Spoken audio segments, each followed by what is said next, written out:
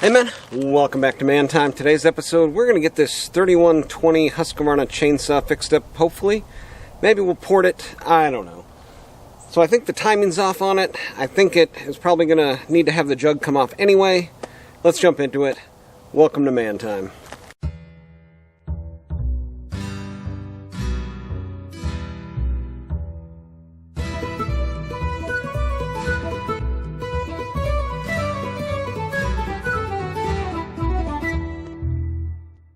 So in that last video, you saw me just struggling to get this thing back up and running. I'm probably going to edit a lot of that out because it's just me pulling over, like no spark. Try some starting fluid even, still no spark. What did I do? I rebuilt the carb. I finally got it to fire, and it was just so off. It was like having your timing off in your car, right? And there was one guy on arboristsite.com that said, yeah, you can use a 272 coil, but you've got to advance or retard the timing, and didn't really give more specifics than that, and nobody else commented on it. But, you know, it's kind of one of those things. I was taking a chance, you know, trying out this coil. It gave me spark, but that doesn't mean that the, you know, coil is reacting to the flywheel the same way. Anyways, my initial thought was to look at the magnets on a 272 flywheel and see where they lined up, and then try to match this to that. But that would probably mean cutting a flywheel, cutting a new key in the flywheel, and, you know, just like, and you could take like a cutoff tool and broach in there by hand, you know, with a piece of tool steel or something, one of your tool steel cutters, and fashion it into something that would be like a broach tool that you could do by hand. And then I had to search online and wiggle my way through Husqvarna's crypt vault of old saw parts and saw documentation, because it's really hard to find. I finally ended up finding one. Let's see if I can pull up the website here for you. Content TDR DSS Husqvarna. It's almost impossible to find. I ended up finding it through that Arborist site website. There was like, here, somebody, this is the links to all of the documentation, right? So what you've got on here, they had an update document where they transferred over from the older style to the newer style. You have post-2000 and pre-2000. And it says here we're going from the old 503.13.85-01 to the new system, which is the 595.31.2601. But then they also say that the new 2601 is a cutoff at 9,800 RPM. And if you want to go back to the cutoff at 1,100 RPM, you need part number 503.13.85.01. And the new part for that is 587.32.94-01. Anyways, sorting through that and racking my brain on what I was going to do, I ended up getting this, which is the kit, 503.13.85.01. So I'm hoping this will be the 11,000 RPM cutoff. I don't remember if I said 1,100. Anyways, I got the new part. This is a Husqvarna part. It's got the coil and the flywheel combination in there. Picked this up. Luckily enough, somebody had bought one and realized it was for the wrong saw or something on eBay. So I got it for like $100, which is awesome. But now I've got the flywheel keyed up here to pull off of there. We're going to put this on there. But when I was trying to fire it up with the firing timing off, once I got it running, I sprayed a little bit more starter fluid in there, and it actually blew out the sealing material around the base. So let's get this flywheel off there, see if we can get a closer look at the base gasket with the silicone sealant, and then see how this matches up to that, and, you know, just kind of get it going the right direction. Alright, first thing we want to do is get this flywheel off of here, and this is really ideal. You've got a flat on either side where I can, you know, actually get this puller in there. And those flats, they actually hold it, you know, perpendicular to what you're trying to get off here. So this should make it fairly easy. And as I say that, it's just locked on there. And I've had I've had PB Blaster soaking on this for a week. It's been a week, since I ordered my new parts. And, yeah, let's see if maybe we can give it a little wrap here.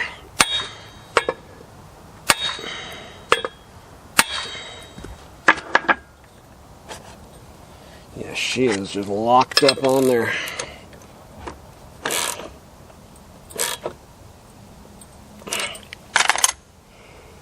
Wow. Alright, nut still spins. There it goes. Just takes that one special wrap. Yeah, I don't remember if I told you guys about my... If you get one of these from Harbor Freight, well, if you get one from anywhere, basically, you're going to have to modify it, which is taking these and grinding them down, maybe grinding them thinner, but the profile on them is just way too fat and thick initially, so you're going to have to grind them down to fit what you want. But, okay, let's see what this new kit entails, if you're able to find this one, from Husqvarna. So this is the 501-8951-01, it looks like it's going to be. Yeah, 501-8950-01. And then this one is, different. I don't know. It's tough to see, but right here, like, it just looks like it completely blew out the silicone gasket. And actually, I saw a flash, like, down in here from that timing being so far off. So, I'm going to get an emery cloth, clean all this up, spray this out, and then we're going to go to taking this jug off, getting the new flywheel on here, getting the new coil in there, kind of seeing where we're at. So I've got both of the flywheels here, and you can see in comparison, one of the old flywheel key, it's facing this way, right? You got this and this going this way, and this is facing, that's probably 40 degrees from there. On this one, it's facing like 10 degrees from there. So that's going to be the difference. See, when I was thinking about doing it, I was like, how am I going to rebroach, all the way, and then how am I going to know, if the timing on the 272 is the same, just a whole lot of issues. So I think this is correct here. Yeah, and then the other thing was, like, how do you know, like, which way to broach, like, how do you measure the degrees that it's going to be off? This, I think, was the right way to go. You can just see there how far it would have been off, maybe as much as 20 or 25 degrees, maybe even 30. So, let's get this one installed. I noticed the coil doesn't come with a new boot on the end of it here, so you'll have to we'll go through that process together. It's not too hard. I think I got this one back on there. It's pretty well good to go. So the difference between the three is right here. Here's our new style 2000 and after. Here's the 272 one, and here's the original that came off of it. And you can see, all the differences. And I even switched out, like, between this one and this one, and what it looked like was the flywheel was igniting over these two pieces of the coil instead of these two. So I would have had to index it, so the fire would be however many degrees off that is. And I was thinking about doing that, thinking about looking at the 272 and figuring it all out and stuff. But this is a much easier solution and probably the right way to do it if you're going to do this or run into this problem, where your coil goes bad and it's an outdated model and there's an updated one. For me, the updated one was just a whole lot easier. Okay, let's see here. So to get the plug out of the old one and into the new one, the easiest way typically is to pull it out the front. There, we got it. Okay, and then you can see how this one is clipped in there. Basically just, clip it in there the same way. It looks like they kind of snipped it and then ran it through there. So we'll just redo that process essentially on the new one here. Sometimes it's best just to take a step back and reevaluate, right? I pulled this back out, and there was actually kind of a mushroomed end on it, so I just filed it off, and it was able to slip in there much easier. So now you just slide the boot back on, get some lube on there, lube down in the boot. Boom. As soon as it hit that lube, right back where it belongs. Okay. Looking good there. Before we get too far here, we better check for spark. Oh yeah. Okay, that should be good. All right, let's get this cylinder head off of here and see what we're working with. And there's actually washers on the end of each one of these. Looks like most of them kind of partially stayed in there anyway. And then the exhaust, let's see here. The last time I got the exhaust off of here, I had to take this front dog loose because it curves over, and you can't just pull the exhaust all the way off. But I think if I get it out a little bit here, oh man,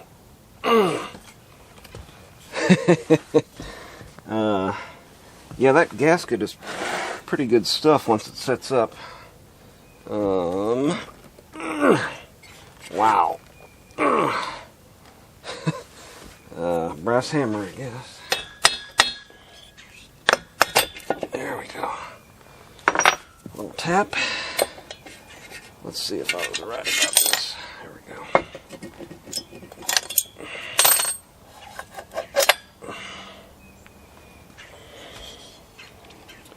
Man. Yeah, it may not have blown out. The place I was looking was like right in here where it looked like it blew out. Yeah, right here. But I'm not seeing any indication that it actually did. Yeah, the sealant was a little lighter on this side. But since I've got it out, I may as well do some port work to it. The intake timing was a little anemic, and then these transfer ports, the lowers here, have a pretty substantial lip right there. I think I'm just going to clean it up a little bit and take, I don't know, 10 or 20 thousandths off of the floor of the intake. I also want to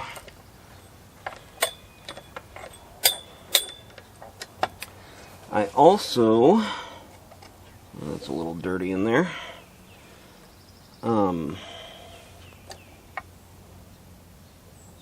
Yeah, piston's a little bit dirty. So I'll spray all this out, and then we'll set up and see how this this Nickel plating is going to hold up on the Hyway jug here. So the first thing I'm going to do is test this plating. And for that, I'm just going to come in here under the lower transfer and make some cuts and see how it's going to react.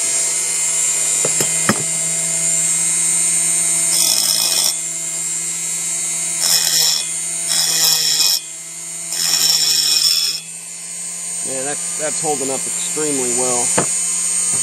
Kind of makes me want to come in here under the intake. Try that.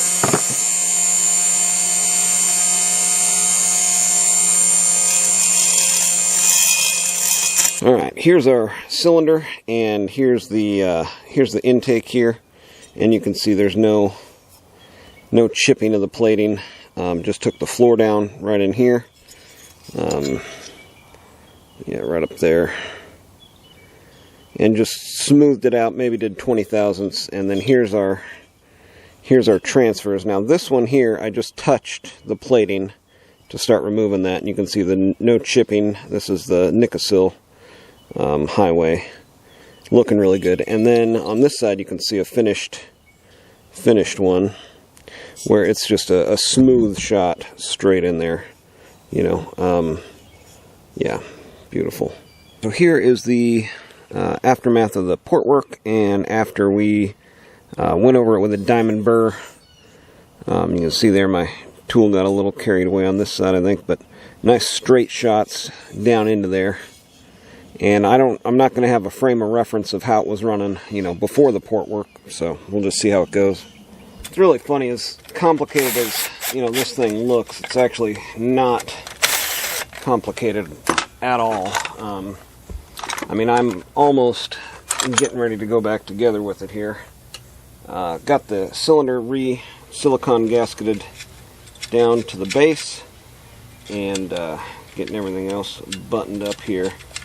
I went ahead and loosened this up so I could get the exhaust on without having to have the exhaust attached to the cylinder. Makes it quite a bit easier there. Also went through and took the top and bottom off of the carb again. Since it was so far out of time, it was actually firing, probably, 20 degrees after top dead center. And what was happening was it was igniting the fuel mixture down in the bottom end, and that's the primary reason why I took the cylinder off in the first place, just to make sure that it was gonna, that gasket on the lower end was holding, and making sure that it was still sealed. So yeah, I may have to order a fuel or throttle cable for this one. It looks like it's a one-piece assembly with the and this is just not a very good repair. Working for now, but probably not ideal. Really incredible actually how easy this thing is to take apart and work on and stuff. So let me get the rest of this put back together here, and then we'll give it several hours for that gasket to set up in there, and then we'll try to fire it. There we have it, a saw all back together. And man, I tell you what, this is one of the simplest no frills kind of saws. Just so easy to remove this whole top end and put it all back together. Now I'm going to fire it up, and the bottom end's going to have a blown out seal or something. That's my luck. But yeah, that's really what you want in a really expensive good machine, is simplicity. As odd as that sounds, the ability to repair, maintain, take apart, put back together. That is ideal and what I look for in something that I want to keep around. Let's see if this old girl will fire for the first time. Let's see, I'm 2 turns out on the 1 carb adjustment screw. Got it kind of idling a little bit high, I think. We're going to heat cycle it for the first time. I do 5 minutes. I think a big part of this thing not running the first time was me wearing that other orange colored hat. We won't mention names. She's a little temperamental. Alright, so it is ported. Just flowed the transfers, opened up the intake a little bit. Let's see how it goes. Oh, that's a good sign. Oh, yep, there's the decomp. She's got compression. Let's see, stock compression. Oh, that's pretty good. That is pretty good.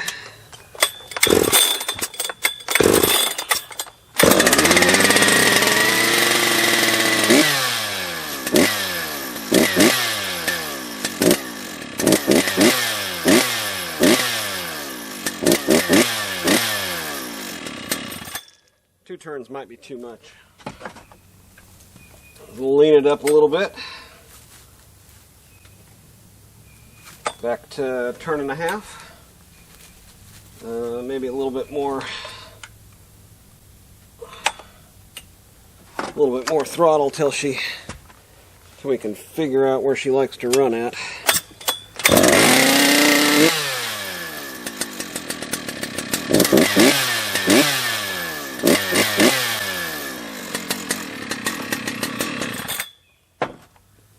Alright, a little bit more throttle and a little bit less on the low jet. I think now we're going to be probably closer to 1 turnout.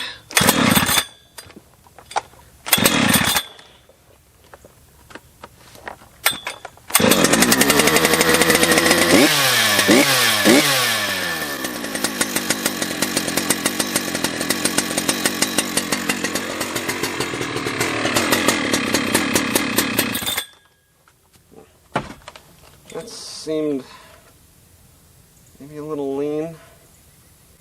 Let's just start over. 1. Let's stay at 1.5 and then just give it more. Give it more RPM at idle.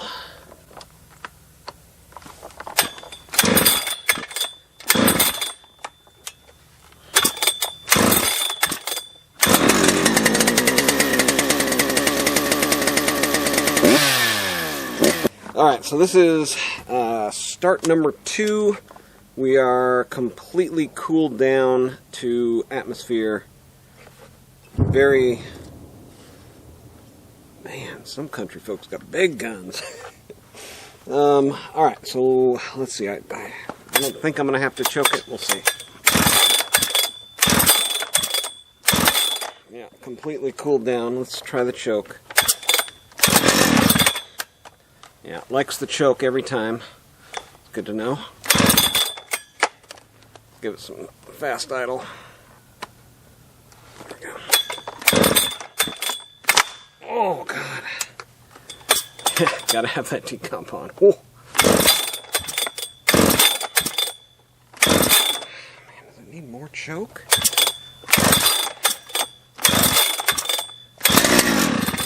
Yeah, likes double choke. Okay, man, this is just like that concrete saw, or that cutoff saw.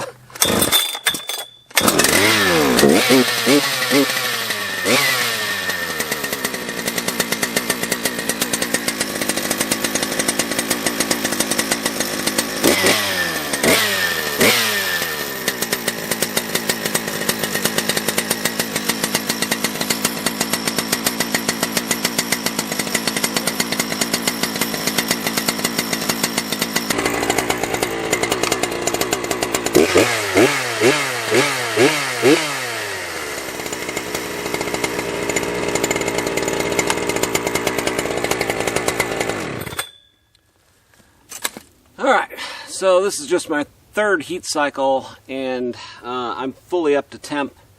I'm just going to play around with it in the wood a little bit and kind of see what it does. It just bounces off the rev limiter like nobody's business. I don't know that I got the 11,000 because it's just right there.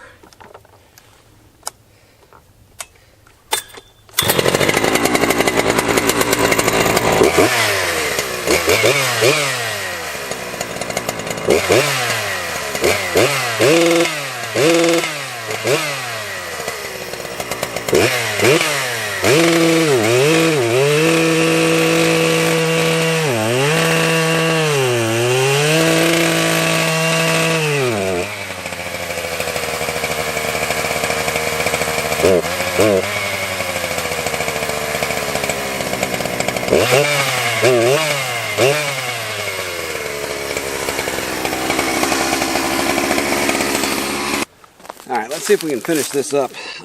Last episode the chainsaw was stalling. It was running low on fuel. I watched back on some of Donnie Walker's videos. He showed it. He was porting a 3120 that was coming to Texas. This definitely isn't it, but I followed that same procedure with the carb. You take the high jet out of it. It's a limited high jet. There's no adjustment, and you just drill it out to the larger size. So that's what I did. It's obnoxious with the. It's supposed to be 11,000 RPM cutoff. It's still obnoxious, but I've got it warmed up here. Yeah, I'll let it warm up for another minute, and then we'll make some cuts with it.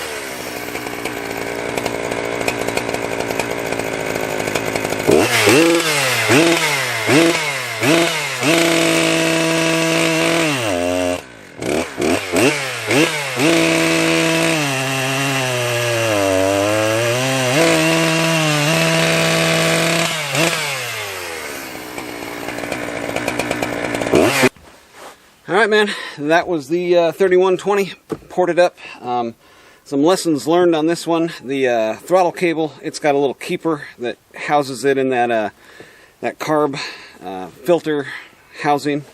If that's busted, the recommended thing to do, I guess, would be to get a new throttle linkage, but otherwise you can fabricate something like that to kind of hold it in place.